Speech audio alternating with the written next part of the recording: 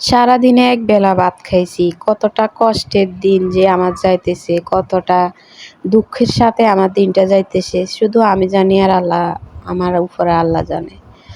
তো আজকে সারাদিনে ভাত খাইতে পারি নাই। মেয়েকে রাখতে পারি না, কি করব বলেন?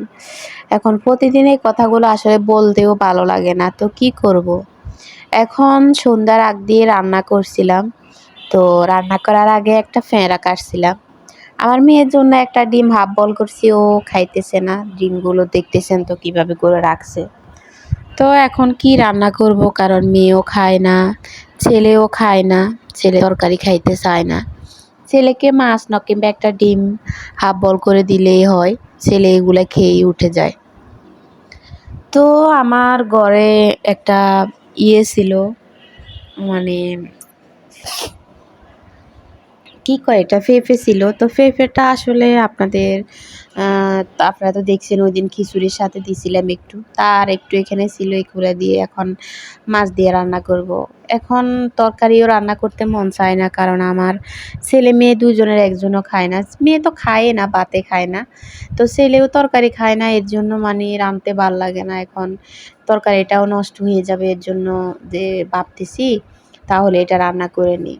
আর সকালবেলা ছেলেকে যখন মাদ্রাসায় দিয়ে আসছি, ছেলে আজকে অনেক দিন যাবৎ মাদ্রাসায় যায় নাই, অসুস্থ ছিল, সেটা তো আপনারা জানেন। তো অসুস্থ থাকার কারণে ওকে আর মাদ্রাসায় দিই নাই। আবার আমি ছিলাম অসুস্থ, আমার মেয়ে ছিল অসুস্থ। তো ওকে আসলে নিয়ে দিয়ে আসা লাগে, আবার আনা লাগে, এর জন্য আর ওকে আমি মাদ্রাসায় পাঠাই নাই।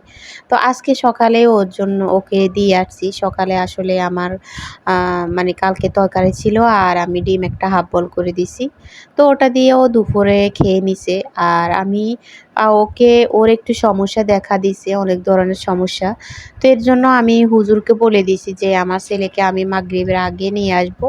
আপনারা ওকে প্রাইভেট তার আগে পড়ায় দিবেন, তার আগে ওকে লেখা পড়া সব কিছু দিয়ে দিবেন।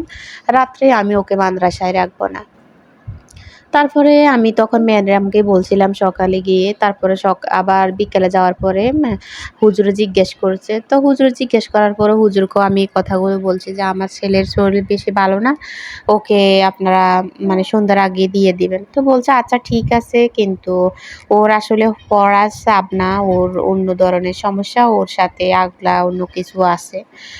তো আসলে আমি এখন ঘরের ভিতরে একলা, রুমে একলা থাকি। তো ছেলে যদি রাত্রে যদি ভয় দেখায়, ছেলে যদি কান্না করে, কিছু না বলে, তখন তো এটা সবারই ভয় লাগার কথা। সবাই ভয় পাবে, কারণ এখন কি করব? তো ছেলের জন্য বিকালে যাওয়ার পরে ছেলেকে নিয়ে আসছি সন্ধ্যার আগেই। কারণ আপনাদের ভাইয়া আমাকে নাই করে দিছে, বলছে যে তুমি ওকে মাদ্রাসায় দিবা না, কারণ ওর মাদ্রাসায় পড়ালেখার চাপ পড়ে যাচ্ছে। কিন্তু হুজুর বলতেছে না, এটা পড়ার চাপ না, ওর অন্য ধরনের সমস্যা।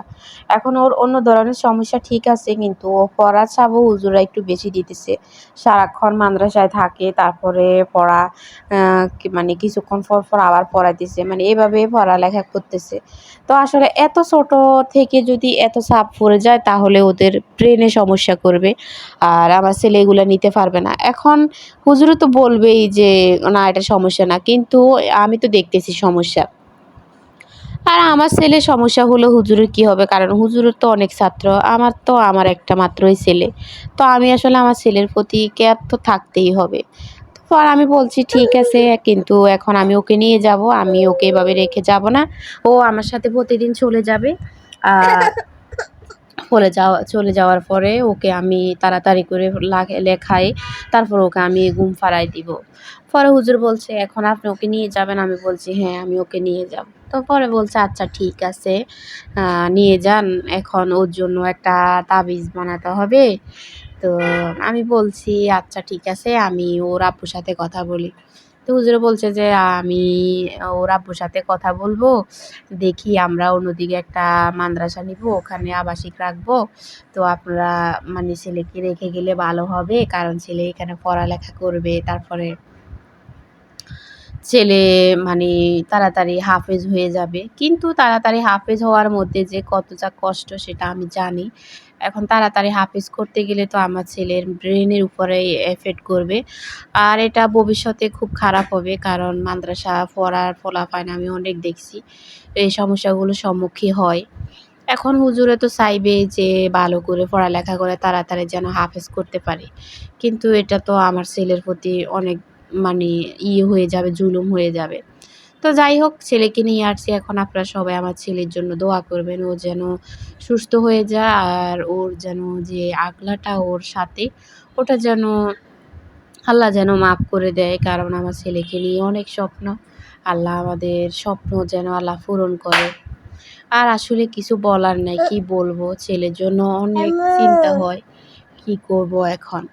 তো এদিকে কথা বলতে বলতে আমার তরকারিটাও হয়ে গেছে। তরকারি হওয়ার পরে আসলে আমি ছেলের জন্য গেছিলাম, কারণ ছেলেকে আনতে 6টার পরে ছেলেকে আসলে ছুটি দেয়। আর আসার সময় এখানে বাজার করছি। আমি যাওয়ার সময় একটা ফার্স্ট হানি নিয়েছিলাম। তো হানিগুলো মানে আমার পছন্দ আর কি। তো নিছি, আমি সকাল থেকে তো ভাত খাই নাই, কোনো কিছুই খাই নাই। একবেলা ভাত খাইছি, তাও 12টা বাজে, তা আর খাওয়া হয় নাই। আর আসার সময় আমি দেখতেছি চিতই পিঠা নিছি। আমাদের এখানে একজন আপা বেচে, একটা 5 টাকা কইরা।